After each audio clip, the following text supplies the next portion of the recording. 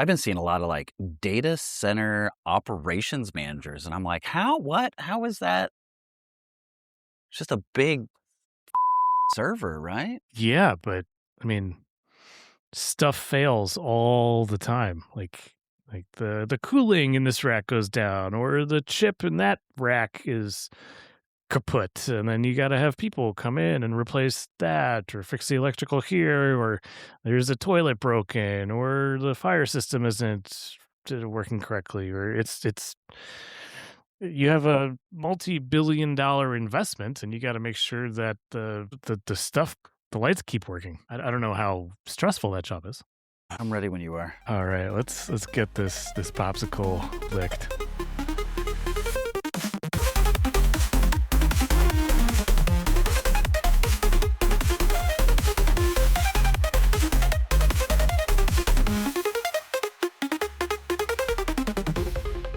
All right, Mingalaba to all the mothers marching through this mostly modest May. This is episode 59 of the Geekoid podcast, and it has been a bit of a crazy week on all fronts, I gotta say.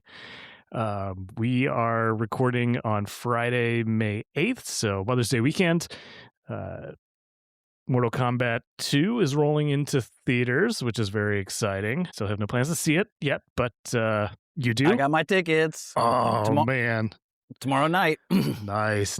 I can't wait to hear about it. I'm still not blown away by the trailers yet, but it's got a very special place in my heart, this whole franchise. Reviews are saying it's good. It'll never be Oscar. Like, what kind of a weird action movie is gonna? But people are like, this is Mortal Kombat. I don't want to see a Christopher Nolan Mortal Kombat movie. I want to see. I kind of do. That'd be so weird.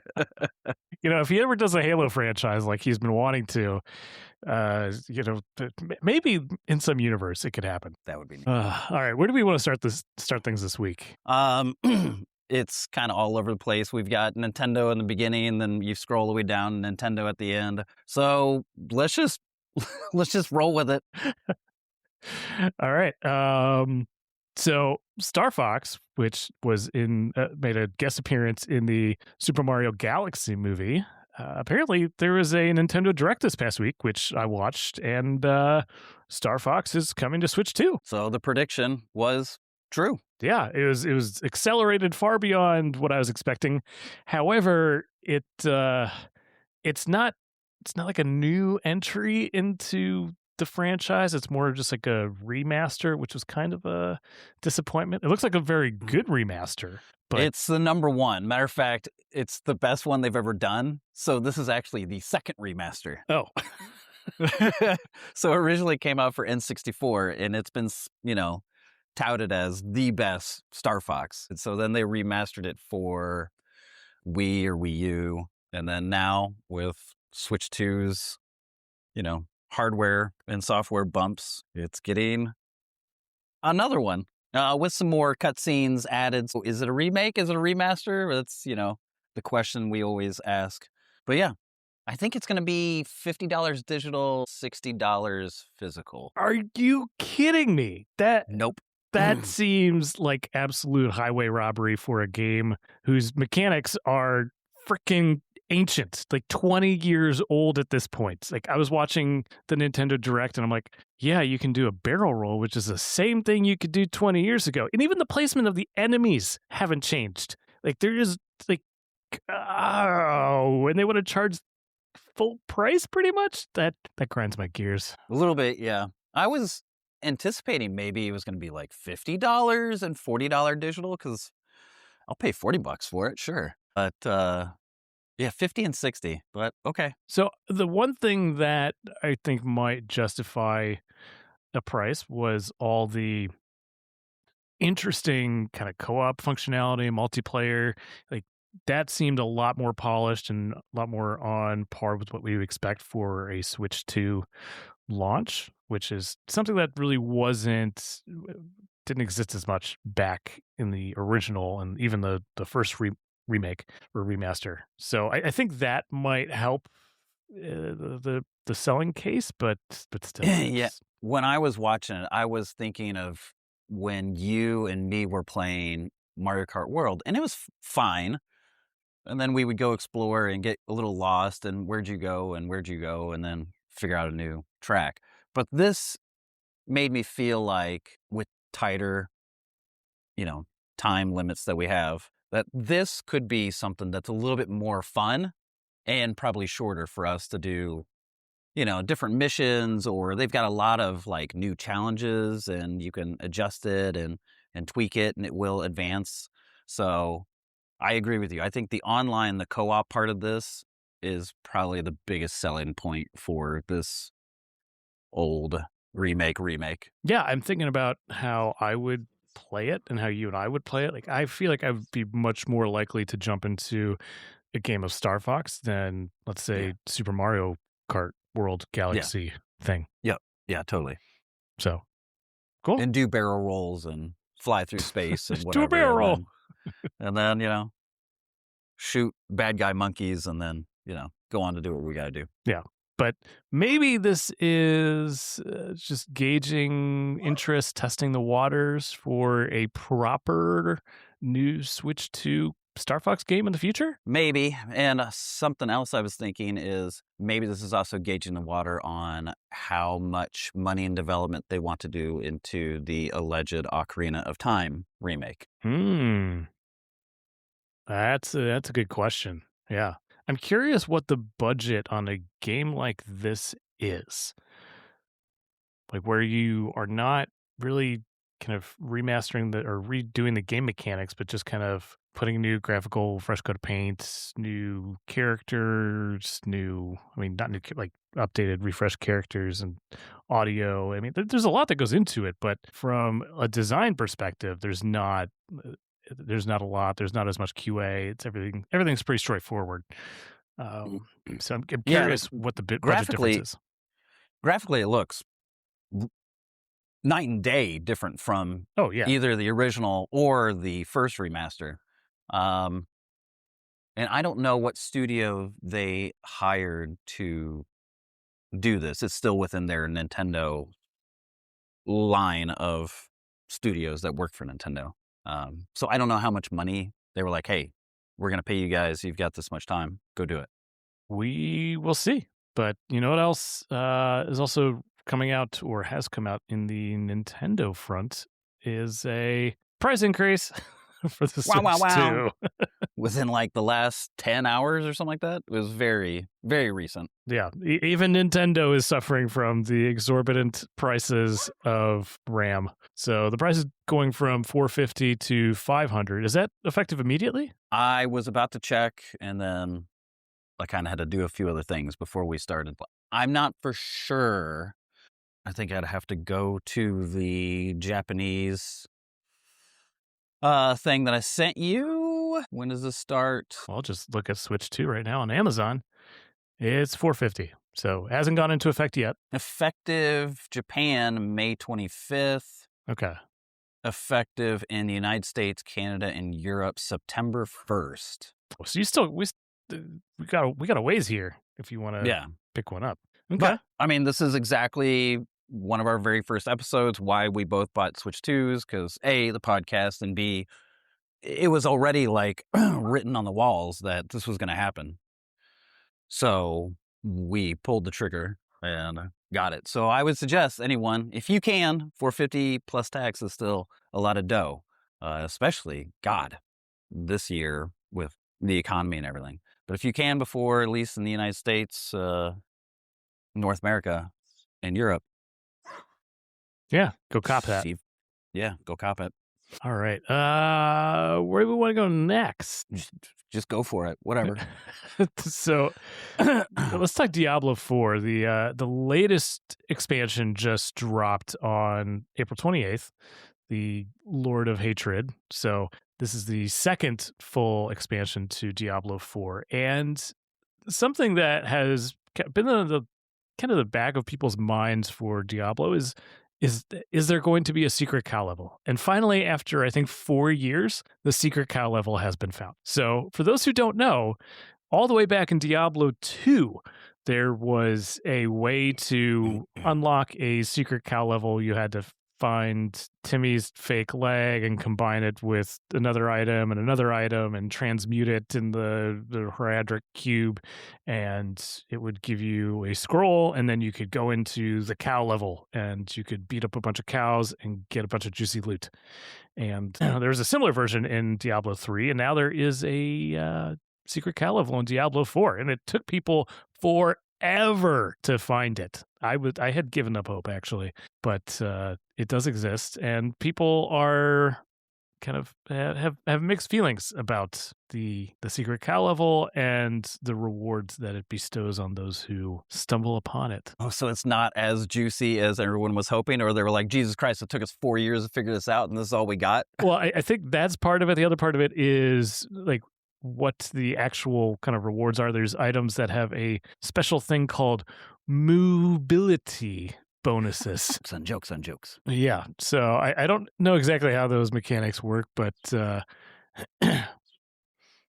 it's kind of a little bit silly, and I think people expected too much, honestly. So yeah.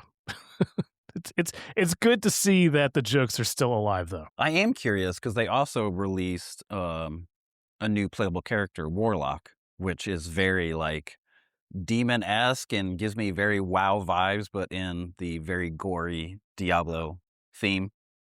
And so I am curious how that player works solo and works with a team. Yeah. Or in a team. I should probably jump back into Diablo at some point here. I'm sure you could do it just for a little bit, just to get a well, flavor. I want to experience the rest of the story, because now I have 2 expansions worth of story to go through. I never finished the first one. Well, that was Diablo 3, wasn't it? No, I have Diablo 4, and I didn't finish. I have it on old school Xbox 360 or whatever.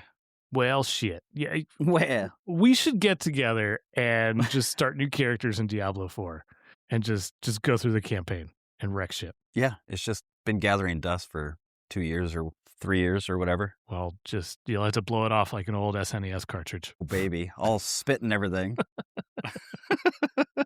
Did I hear something about Assassin's Creed? Yeah, so Ubisoft, just because they're they can't catch a break, these guys.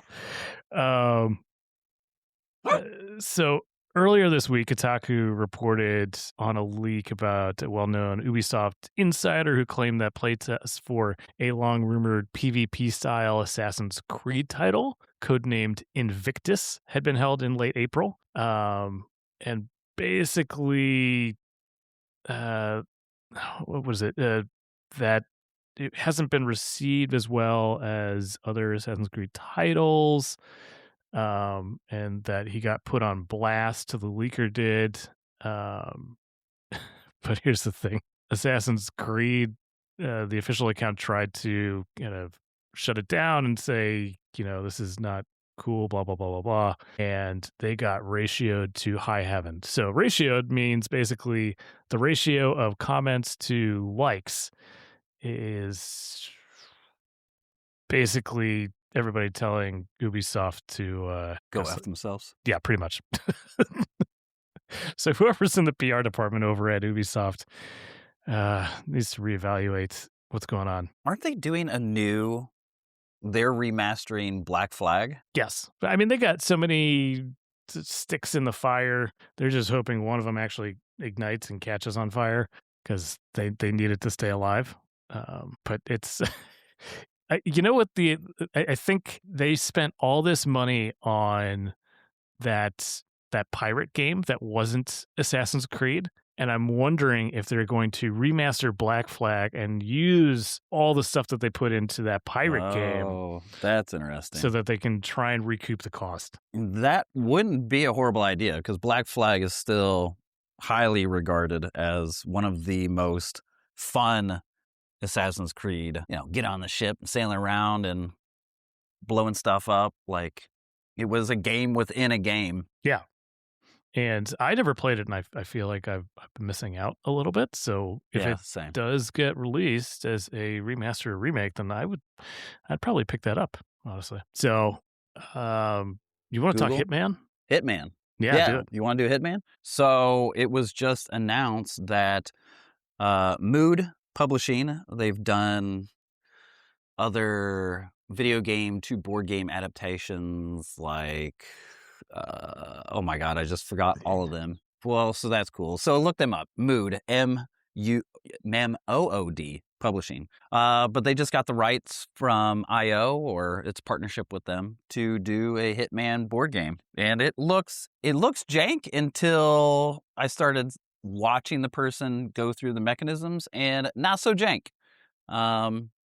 You are playing World of Assassination. You are having to work on this board around crowds of people and either hide or sneak or be amongst them.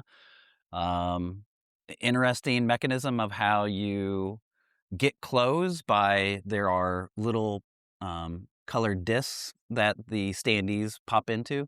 And so that represents the clothes of a yellow, blue, or red, depending on what room you need to get into. And again, how do you knock them out? Use the rubber ducky or whatever and hide them, kill them, whatever. Take their clothes to then be able to get into other areas, along with finding, key cards and all that.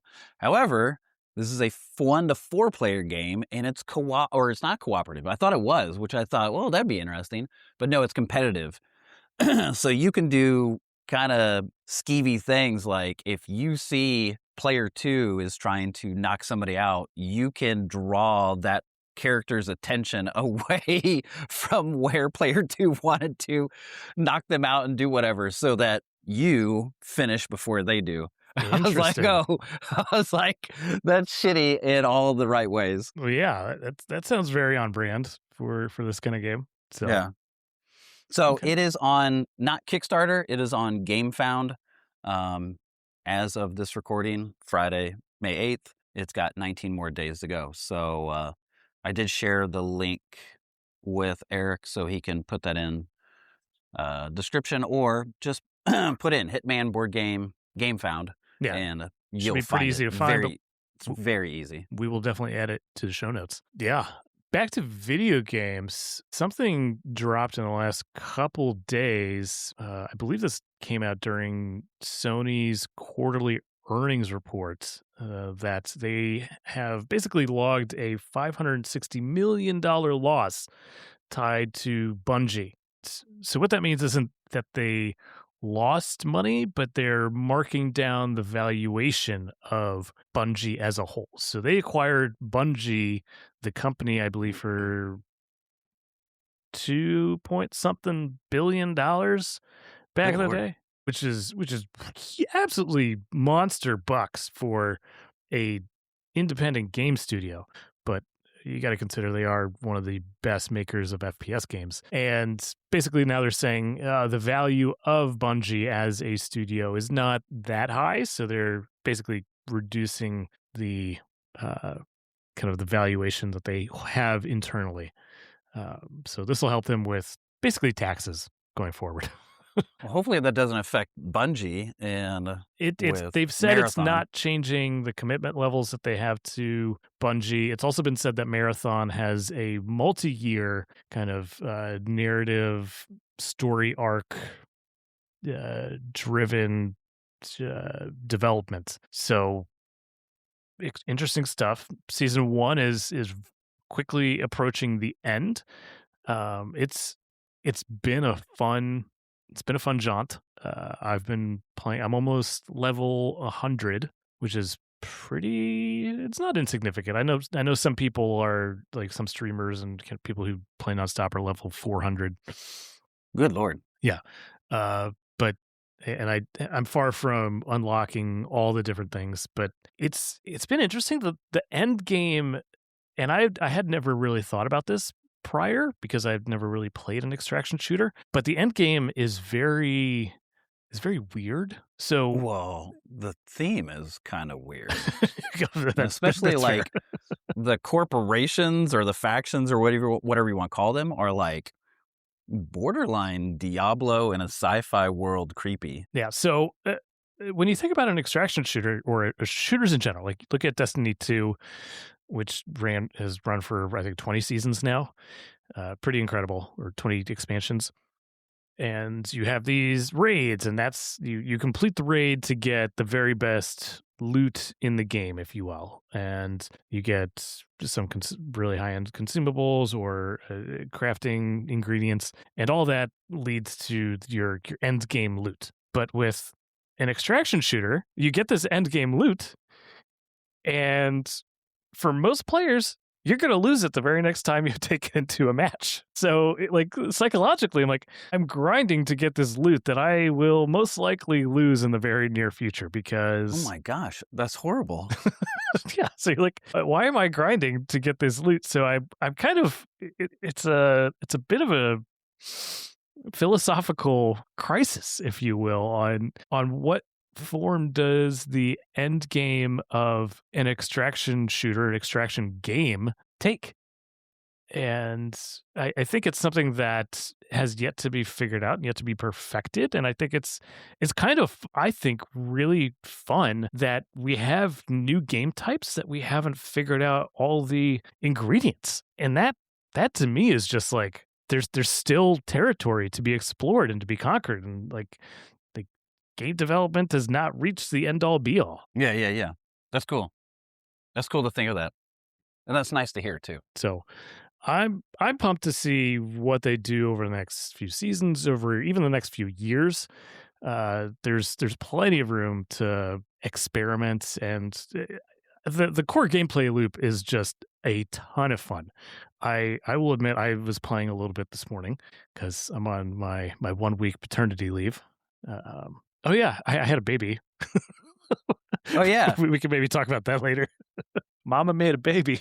But yeah, I was able to. I hopped into this cryo archive run, so I just queued up, and 2 other players queued with me that I didn't know, and good. And I had never had such a successful run. So cryo is the final map, if you will, the most difficult one where all the raid bosses and everything are. And we cleaned house. These 2 guys were absolute monsters, and I just tagged along. And I extracted with my total kit was like 60, somewhere between 60 and 80,000 credit value, which is usually a good run is about 10 to 14. Oh. Okay. Yeah. All right. So this is absolutely monster run. Like I exited with all these unique and prestige things and just the most difficult to find crafting items. And I was like, I was just breathing heavily afterwards. Like I need to take a break. That was too intense. So it's still a ton of fun, and I'm gonna keep playing it. So we'll see what the future holds. But let's talk about more gaming stuff, specifically Valve. Valve's new Steam controller went on sale Monday. It did. And quickly sold out. Got really good reviews. Well, how does it have reviews? I mean, it's not even out yet. It's just... Dave 2D and Linus and a few other people did reviews on it. Oh, they had access. Got it. Okay. So I need to watch some of those because I'm curious if I need to get one of these to replace my Xbox controller that I have for my PC. And maybe that would make more sense to be using that. Because my Xbox controller is at least 10 years old. It's not like it's doing anything bad, but it doesn't have that new controller smell anymore. It's got more of a crusty Cheetos around the trigger smell. It's really good. Oh, man, we're next. We're next. Let's keep this train going. Well, I can talk EVE Online. Well, what's this? Valve is fighting Steam controller scalpers with a new... So it's selling out so well that people are like bumping up the price on it. Not bumping up the price, but I haven't read the article, but basically they're adjusting the way they actually do reservations and the way it goes on sale. Basically they want the gamers to get the controller because they don't make any extra money if a scalper buys it and sells it for 2-3x. And everybody I know hates scalpers with a passion. I mean, if you've Yeah. ever bought event tickets, then you know you feel the pain. So I think there's a new system. And so basically you can sign up to reserve a place in line, and when the stock is back, your place in that line is preserved. So you don't have to go back to trying to That's get cool. back in line again, which is Yeah, like we did for the Switch too. Like, how many websites were we jumping around? yeah. What a mess. Oh yeah, that's kind of cool. It's really doing things right by the gamers who are the most interested. Yeah. In AI related news, this week, the trial of the decade, maybe the century, maybe the millennium kicked off. And this is Elon Musk versus OpenAI, or Which is more Sam Altman. specifically, Sam Altman and I was about to say Brock Lesnar, but wouldn't that be? That'd be a He shutout. would just pile drive you so hard. Brock, I can't remember his name, but he's Sam's buddy over there at OpenAI. So basically, what this whole thing is about is Elon Musk helped found the original nonprofit that was OpenAI with $38 million of his own money that says, hey, we're like OpenAI is going to create AI for the benefit of humanity. And it's specifically a non-profit that is doing this. And so if you know anything about OpenAI right now, is that they're currently valued at nearly $1 trillion. And Sam Altman and Brock, basically, they're set to enrich their own personal wealth by tens of billions of dollars as a result. So Elon Musk, for a long time, has said, how can you just take a nonprofit and turn it into a for-profit and profit from said entity? And that's really what this whole trial is about. And man, oh Manischewitz, there are some pretty damning smoking guns. So Buddy Brock, he kept a diary of effectively the crimes that they were committing, saying, how do I become a billionaire? If we do this, if we take this course of action, we cut Elon out, it's going to look bad. Like, this is all stuff that came out in Discovery. That's like, why would you write this down? Like, why would you? It's just kind of really high up on the stupid level of criminal. So, and is it Mira Murati who divulged all this? Well, not divulged, but she came out because if you remember a year or two ago when Sam was removed from the company and then reinstated a few days later, like it was this whole crazy reshuffle full of drama. But Mira was the CTO at the time. And so there's a lot of text going back and forth between her and Satya Nadella, the CEO of Microsoft, and it's like, who's going to be on the board, who's going to lead it, and it's just a lot of spicy stuff coming out saying Sam Altman is not a trustworthy individual, he can't be trusted. Other people are saying that he's a sociopath, and this is the guy who's supposed to be shepherding the OpenAI nonprofit charter that says OpenAI for the benefit of humanity, instead for the benefit of his pockets. So we'll see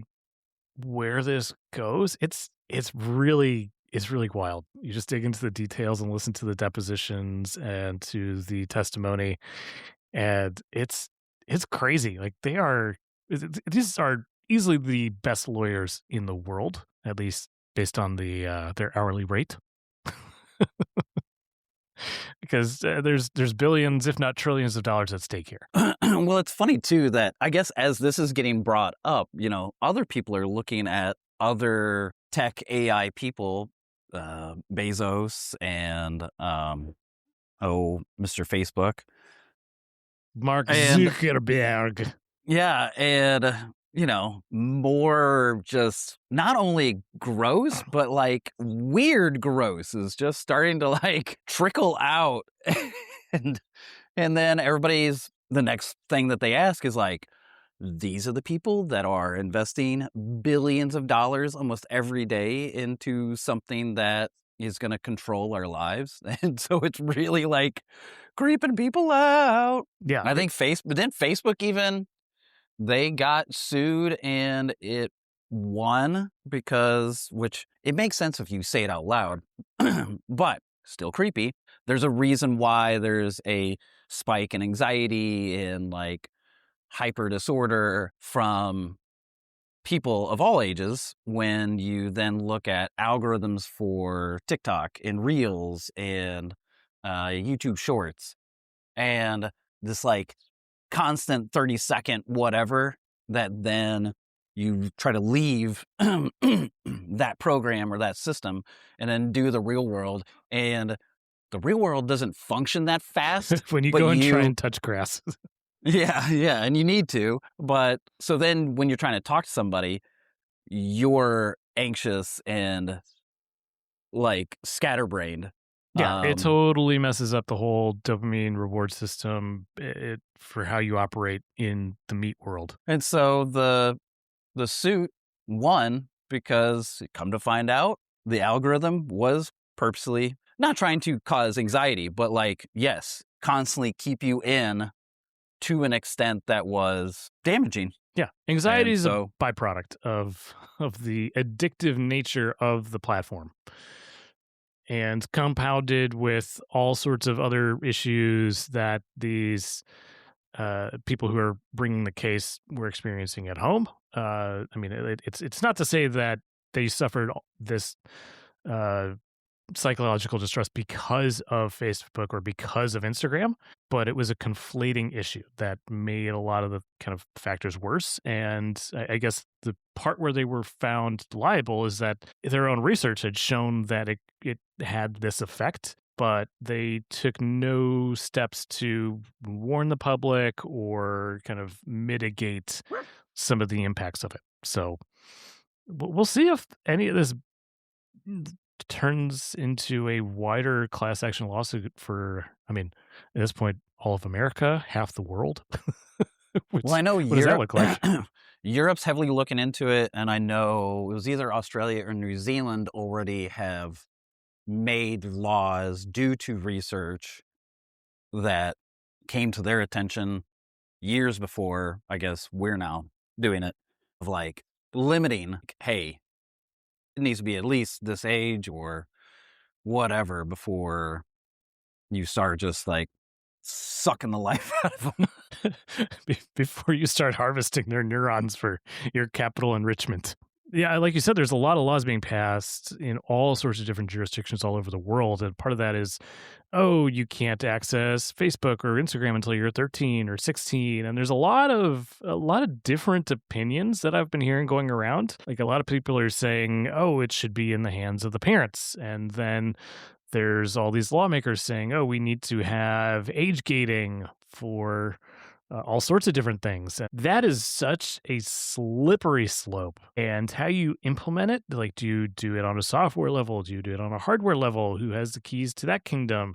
It's really, really messy. And I think my personal opinion is that I would be okay if it was at a hardware level. And I think at that point, you would have to see computers and stuff being sold for, you need an ID for 18 and up to buy a computer, which is a weird concept, but I don't know how else you would be able to do it. And then you'd have the adult basically say, I want my child to have access to this, this, and this at this age. Because having the government say no child can access this by this age and still allow them to purchase devices, I don't see how that works. I like your idea. I like the license thing is a little weird. However, I don't think they need to do it forever. It could be a 5-10 year span until people like really get it, understand it. The information is more readily available for people to understand, digest. And then I also like your idea of like, hey, I am the parent and I am acknowledging this and saying, you know what, I want to get this computer for my child. And so then giving consent. So yeah, Because what we have right now is Roblox and Instagram and Discord. They're all working to implement these systems that you have to scan your face with the camera Yeah. using your Discord phone. might have gone a little too far with their biometric. That really freaked people out. It was Well, and then the provider that they use gets hacked, and then all that information Mhm. is now in some criminal database somewhere, and government IDs are being leaked, and it's just a mess to try and manage it on what effectively is the software level at that point, because it is, however good you make that technology for doing that face scanning and identifying AI deepfakes, the AI deepfakes are just going to get faster, better, or better, faster. Faster, better, better, faster. And stronger. yeah, there's no way you're going to be able to beat it. That's just how technology works. So I really think it's got to be at the hardware level. But we'll Gosh, see. you kind of remind me. It correlates with even what you just said. So Katie had to get a new credit card because somehow, some way, because it's probably saved somewhere on Shopify or whatever, but somebody figured out her debit card expiration and security code without physically having the card. And so she had to cut it off and get a whole new one. Yikes. Yeah. So that just correlates with also what you're saying on that software level where the technology is getting so crazy that you can plug in code or now ask and the computer will absolutely help you do some devious stuff. Yeah. Ooh, talking about devious stuff. Oh, that just reminded me. Firefox, everybody's third Old favorite school. browser. The last time I even talked about Firefox. I know, right? Were we in college? Like, we talking like 07, 09, maybe 10? Um, so basically, they were. I talked a few weeks ago about the Anthropic's Mythos model and how they were able to find all these bugs across all these different ecosystems, and uh, basically Firefox posted this chart. I'll throw it up on the screen right here. This is uh, uh, this is the number of security bug fixes by month. So they're averaging about 20 going all the way back to 2025. And then in February, it jumped to 61, to 76 in March, and then 423 in April. And this is What? all because Mythos was exposed to their code base, and Mythos went, here's a bug, here's a bug, here's a bug, here's a bug, here's a bug, here's a bug, here's a bug. So it's really impressive that they were able to fix all these bugs, but damn if it's not scary that there were that many bugs in the system. That they never even knew were there. Yeah. I mean, they probably knew about some of them, but whoo, Nelly, that is terrifying. I'd like to see, because I think Google, Amazon, and Apple all employed Mythos to also help with them. So I would love if they won't, but I would love to see them release. How many bugs did you have? Well, I mean, their code bases are so much more vast as well, and they have 10 times as many, 100 times as many products. So, but yeah, that's we'll see how other companies are handling the Mythos findings as well. Well, speaking of browser type companies, what was there something about Google? So Google, well, there's something about EVE Online or CCP Games. There's this final kind of capstone story. I've been thinking about this ever since the news dropped. So maybe just I'll back it up a little bit and give a little background, little context. CCP Games is an Icelandic company that is most famously known for a MMO called EVE Online. That Which has also now has a board game, by the way, and it is huge and very expensive. Yes. So EVE Online has been around for over 2 decades now. They just celebrated the 20th anniversary last year, the year before, something like that. And outside of WoW, I think it's probably the most kind of most active player base. Your top three are Eve, WoW, and Final Fantasy. Yeah. And that depends on 14 and 16. Yeah, and so you got to look at it over a long period of time, because a lot of these MMOs, they'll have a huge spike right when the game comes out, and then they fizzle out after 2, 3, 4 years. But EVE Online has been going for decades, and it's not showing any signs of slowing down based on their 2025 numbers. So you probably have seen some headlines for EVE Online, like this battle in this solar system resulted in $50,000 worth of player losses. So one of the things that makes EVE interesting and really unique and different compared to all the other MMOs is that you can tie each item within the universe back to a real world kind of value, because you are able to trade real world dollars for in-game currency, and the entire economy in EVE Online is player driven. So almost all the economic activity that happens is players buying items, crafting items, finding items, or destroying items in many cases, or mining the ore, if you will, that is used to create it. Virtually less than, I think, 2 or 3% of the contribution is made by the game system itself. So it's absolutely amazing if you dig into the stats, and like real world PhD economists will do their entire thesis based on data from EVE Online and kind of looking at what goes into this. So EVE Online, it's a real economy driven by the players, tens of thousands of players on at any given moment across thousands of solar systems. And they had entered into a deal, the company CCP Games, with the people behind Crimson Desert, the Korean runaway success. So that parent company, oh man, I'm totally blanking on the name. I want to say like Black Sun, or are you finding it for me? Trying to, yeah. So they had entered into an agreement with the Korean company a few years ago, and basically a co-ownership agreement. They're going to help grow the game and within the South Korean player base that saw the game localized into Korean natively. Pearl Abyss. Pearl Abyss, thank you. But recently, they've basically unwound that agreement. CCP Games is no longer the name of the company. It is now Fenris Creations, which is actually the original title before CCP Games. So if you go back and look at a boxed game, there is the Fenris logo.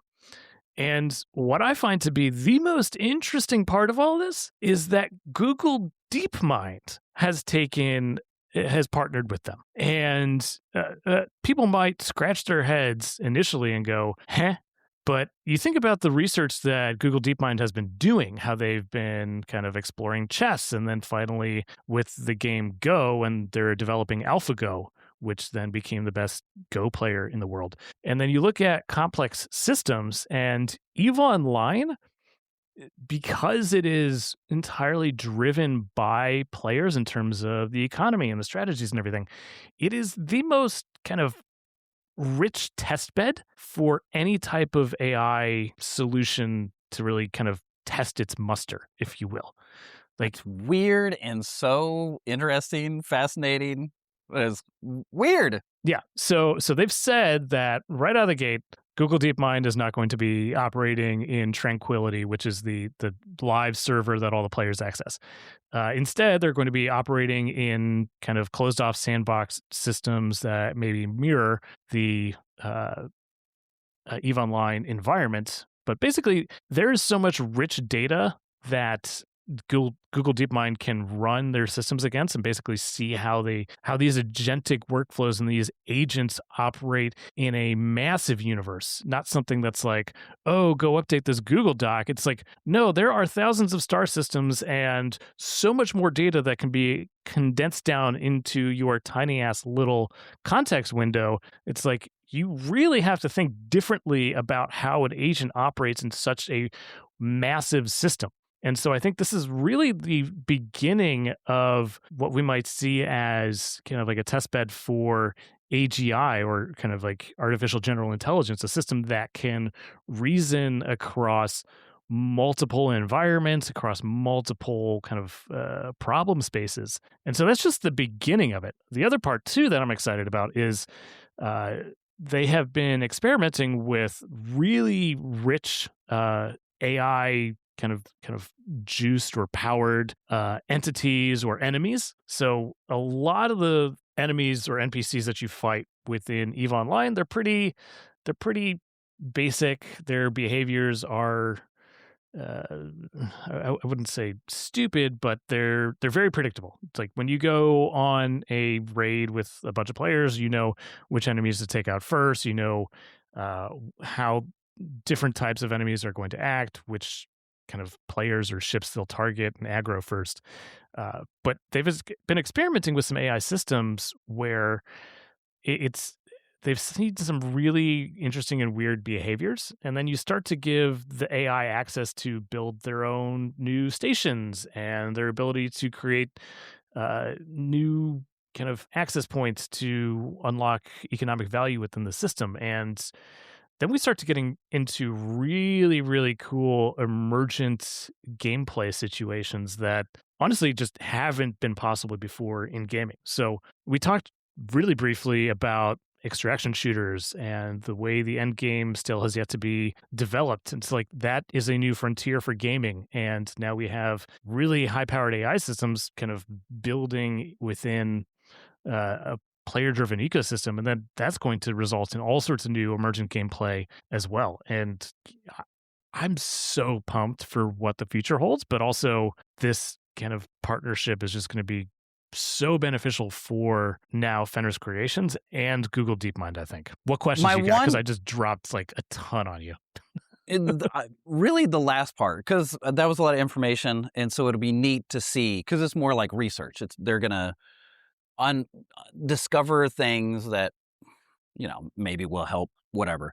But one of the parts that you talked about were looking at, hey, the game related NPCs that might be your bad guys or whatever. Like, they're pretty rudimentary. They go through this very small channel of what they're going to do, step 1 to step 2 to step 5. And it made me wonder, as you were talking, will it get to a point where you are literally playing an AI created, minded, thinking NPC? So then there might be a pattern, or it's learned from millions of humans, and it's like, no, we're going to fight you the same way you would fight us. So I wonder how that works, if it does work in that way that I'm thinking. It's kind of interesting. Also, it goes, ooh, this is the first test bed of humans versus AI. Yeah, this is definitely approaching something akin to Ender's Game, if you think about it, where you have the humans trading against the AI over and over and over again, then this final confrontation against the aliens. But uh, I don't think it's so much the kind of the micro scale battles, 5 ships versus 5 ships. I think the two areas that I'm most interested to see where this takes off is in large scale battles where you have thousands of ships against thousands of ships. Because right now, Yeah, all of a sudden, you just popped in my head, dude. Sorry to interrupt. I had to say it. Like, all of a sudden, the AI is like, "Hey, other NPC faction, do you see this huge armada of like 5,000 people? We should join forces." And all of a sudden, all the players are like, hey, these two factions are supposed to be two planets that don't get along. What's going on?" And they're like, "Hey, we came up with a deal. Screw you. We're not out. You're out." yeah. So right now, the way EVE Online works is that players form their own corporations, which is the main cell, if you will, of kind of the building block, and then those corporations can form alliances, and those large alliances are what make all the headlines. So you have Test Alliance, Please Ignore, which is the name of one of the biggest alliances, and then you have the Imperium, and then a few others as well. or I don't know what's the biggest anymore. I'm a little out of touch. But you have these massive alliances with thousands of players, and they wage war against one another, compete for space within different solar systems. And then you have the four empires, which are like these super NPCs, and they basically have sovereign space that they own and control, and they don't fight against the NPCs, or they don't fight against the players so much. And then you have a whole bunch of other factions within them. And you have pirate factions, and you have drifter factions, and you have the Triglavians, which are an entirely different alien race, but dozens upon dozens of different alien factions. But really, they don't do much in terms of interacting with the players on their own, the player's sovereign space. Where I think this could change is you now have the AI being the brain of one of these kind of NPC factions. Let's take Serpentis, one of my personal favorites. They're a pirate faction based on the Galente schema. And they're I mean, it's fitting because one of their primary tactics is using drones. And drone AI is really stupid. So let's table that for a minute. But basically, they have these stations in deep space, but they don't actually go and mine resources. They don't build their own ships. Everything else is all just provided and follows a script. But what if these factions then started acting like player corporations with their own goals, and they had to execute against it? They had to go out and mine the resources, and they had to do X, Y, and Z to build whatever set of ships that they needed. And then you start having NPC factions acting like player alliances. And then you have battles where instead of just player alliances rolling over any NPC faction just by sheer force and sheer might, you have NPC alliances starting to form, like you were kind of hinting at. Galent or the Serpentis don't get along with this other faction, but in this certain case, they might, because it's an existential threat put on by this player alliance. I think we're way far away from that, like years, maybe even like a decade, but it's the beginning. Goes back. This is so crazy, dude, that this goes back to the research that we talked about from 2023, and they were doing early AI like research in, what was some of the games? I forgot now, like Stardew Valley or whatever, and in some of those social video games. And then just watching these people, these AI people, create their own identities and then create alliances and non-alliances and stuff. But this is on such a much more just huge and much more complicated scale. Yeah, it's funny, like, to think about how different it is having the AI systems, I don't know, like create players or emulate players in Stardew Valley versus EVE Online. Like, it is multiple orders of magnitude more difficult and more expansive in kind of what needs to go into creating a system, and also the potential outcomes. Like, it's really the first step in creating agents that can operate across a large swath of kind of existence. And as we've said in all of these episodes, this is how fast the software technology is moving. That research was done 2021, probably published 23, and here we are 26, and this is being talked about, if not being developed, and it is absolutely 100% possible. Yeah. So the EVE Online Player Fan Fest is happening next week, and they will have a representative from Google DeepMind there to talk about the partnership and kind of what they're thinking and where they're going to head. Well, I would like to talk about it in our next episode or the following episode. Yeah, I will absolutely be watching that session. Oh, exciting stuff, man. I'm so just, I got goosebumps for the future. Man, this makes me want to kind of renew my EVE Online membership. Dude, I haven't seen you geek out that hard. And I let you roll because it was also just fun. I love learning about like D&D lore or Diablo or Warhammer. Like, it's all so vast, and wow, it's so it's so expansive, and the people who created all of these different stories and characters, and now how they've interwoven, over 10 to 20, 30 years is nuts. Or D&D, Jesus, way older than that. And so even just to listen to you was the coolest. I dig that kind of stuff. It's like story time with Jarrad and Erik. Yeah. So it's cool things coming. But also cool things happening right here at home. Rachel and I had a baby last Friday who's now a week old. She's doing very great. Rachel's healthy. Couldn't ask for anything more. You got a girl. Yeah, I got a girl. You guys weren't anticipating a girl, and then you guys got a girl. Well, I mean, we knew it was going to be a girl, but we thought before we knew it would be another boy. It's due to both of you guys having Yeah. brothers and stuff like that. You're like, oh, sure. Yeah. So No. it's been crazy. I've been pooped on multiple times in the last 24 hours. It's been a wild ride. It hasn't been too crazy. How's Stellan been during this week since May 1st? I mean, baby Ava has been mostly quiet and sleeping, so it's not like she's hogging all the attention. But Stellan acknowledges that there's a new member in the family. He goes, baby, and he'll point at her and kind of touch her feet and stuff like that.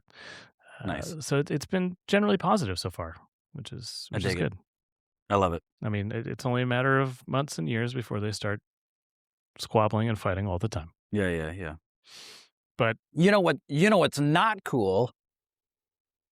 What's not cool, Jarrad?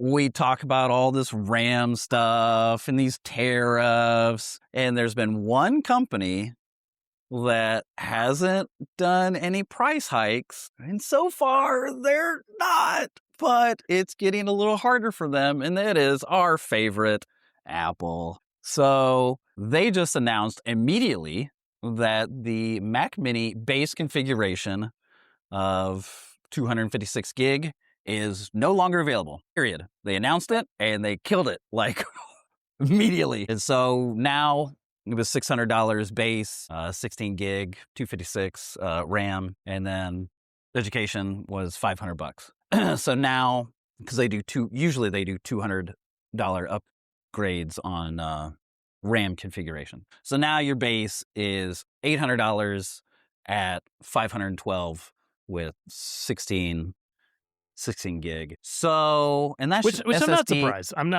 I'm honestly more surprised that they didn't make this switch earlier. Like 256 gigs is so small for a computer. Like how big videos are so big now. Yeah.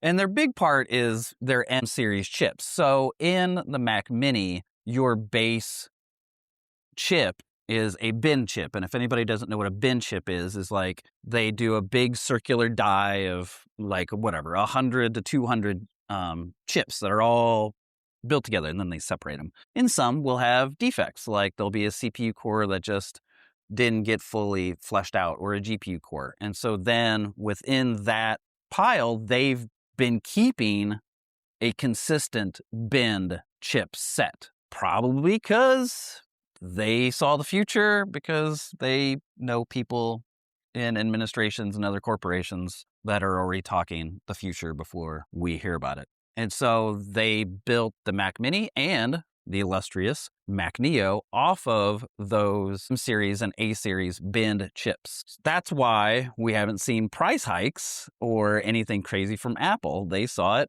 years in advance. Tim Cook, I give you another clap.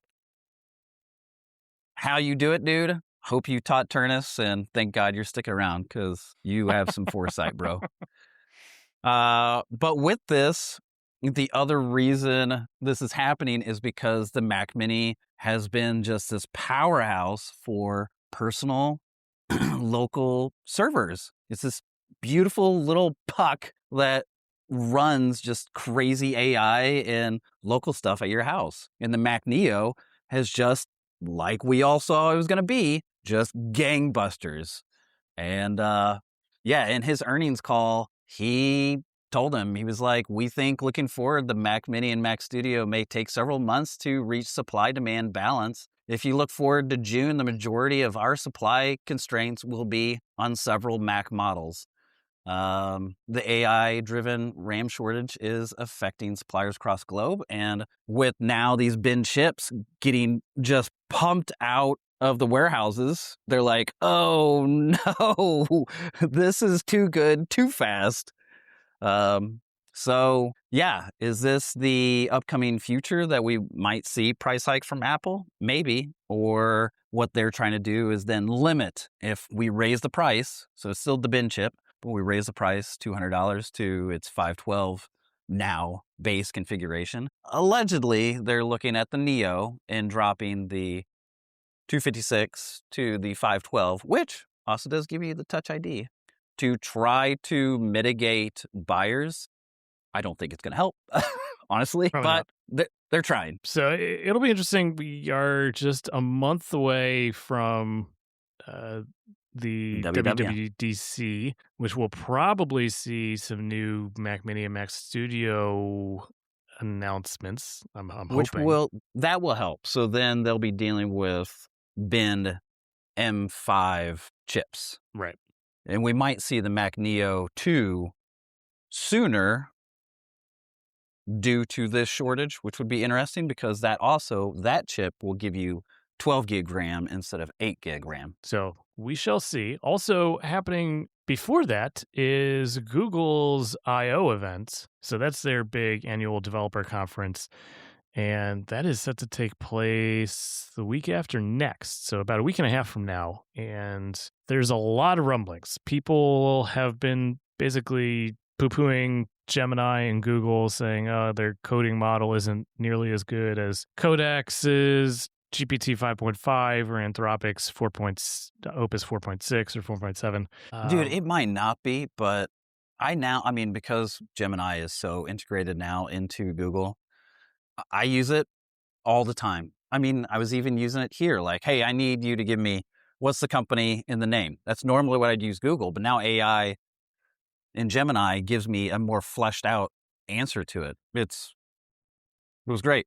So what might be happening is that they just might be sitting on a whole bunch of new models and new announcements, because we haven't heard anything since, I don't know, January from Google. Yeah. And there might be some new models that might take the top spot in the leaderboard in the next week and a half. I wonder too, you're saying that, and it's making me think. The most we've been hearing about Gemini is that they sold the foundational blueprint, sold it. They're letting Apple use the foundational blueprint of Gemini for Siri 2.0. Erik, what do you think about with that deal? Wouldn't they want to keep that deal going? And so you hurry your little research team and you build a even better Gemini that competes with these bigger chatbots, but also, hey, Apple. Well, I think whatever deal Apple made with Google, it's for continued licensing of whatever new models they develop. So I don't think there's a cutoff point where they're saying, oh, you can only use Gemini 3.1 Pro. It's another customer. And my point is that if you can develop something soon that looks great, wouldn't that help Apple investors be like, hey, good on you, Google? I feel like there's so much to these types of deals. I don't even know where to start. I mean, Jarrad's making eating faces at me. Money. Money.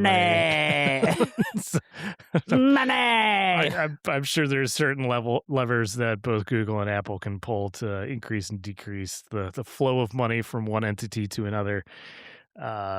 But those are details that we will never be privy to. So, and there's the details I don't care about, honestly, because I just want Siri to stop sucking. Everybody says that. I still say, and I said it in the last episode, if you want a chatbot, no, Siri is not it. But everything else that Siri has been as far as ML, AI, it's been good. No, You know, it hasn't. It's been terrible. I tell it to do something in calendar or notes or speech to text, and it does it. Or maps. I ask her to play Jimmy Buffett Radio, and she starts playing Feliz Navi fucking Da. Listen, I don't know your household, but if I tell it to do pop punk for my wife, it plays Blink-182. Like, I don't know what to tell you. Well, yeah. I'm hoping that this WWDC and the next version of Apple Intelligence, it gets markedly better, because it could use it. I'm a little nervous because they did that the last time, and then now there's a small suit going where small. You promised this. You mean multi-billion-dollar suit? It's multi-million-dollar, but I looked at it, and I think it's got to be. It's got to be. No, does it? Yeah. But I mean, it's a lot of people, I guess. But I looked through it, and it was like, you could sign up for it. And I was like, well, how much do I get? And they were like, I don't know, $25 to $90. And I went, not worth it. What do you mean not worth it? That's Star Fox right there. You like how I tied that back? That was so... I'm going to go sign up and get me my Star Fox. That's so funny, dude. Help me pay for the mini expansion pack on Hearthstone. Yeah. Well, I think that's a good place to put a pin in it. This has been another... You don't want to talk about GameStop? What? Trying to making an offer to buy eBay, which is just the silliest thing I've what? I don't even have a commentary aside from this is just retard maxing is what this is. I'm surprised GameStop is even still around. Like, they've been struggle busing for what, 10 years? The only reason they're around is because the people on the internet's just buying and screwing over the short sellers and inflating the price, and then they're able to capitalize on it. They can't be 10 years later. They're still doing it. Just anything with GameStop in the name, I just typically ignore because it's just nonsensical, and it's not something I'd like to model with my brain cells. With that said, this has been another fantabulous episode of the Geekoid Podcast. We've very much enjoyed having you here. We appreciate you tuning in week after week. And you know what? I think there's going to be a newsletter dropping this Friday. So I'm pretty sure there is, dude. Yeah, head over to geekoid.com. That is GEEQOID.com, and sign up for notifications so you can find out when the latest episodes drop. You can get that newsletter. Like and subscribe on all the socials. So Facebook, get your algorithm on. Yeah. I got to say, I think we're going to have a lot of cool things happening this year. Jarrad and I have been working on some branding avatars. Things. Yep. Yeah, avatars. Yeah. And that's going to spin out into its own thing, I think, as well. And I'm really excited about the future we're building. I am too. Yeah, I think of all the ideas you've had within that sphere of that industry, this is the one that I think speaks to us, who we are, and yeah, it's going to be great. Yeah. So I just need to peel myself away from my family for 5 minutes to keep working on these ideas. Use that iPad, man. You've got that iPad. It can do typing and it can do drawing. Here's the thing: I'm not doing any drawing anymore. It's all AI editing now. Speaking of AI, yeah, it's dominating everything. But I am getting really proficient at a lot of the AI tools. Like, I am burning through tokens and burning through credits. I have to make sure I have to double check where I am, because that's money. But thank you again, everybody, for tuning in. I am Erik Wesslen, and my bestie Jarrad Shaw. And you know what? We'll be back at it next week with another episode of the Geekoid Podcast. Yeah. Let's end this transmission. Toodaloo, mother, End of transmission.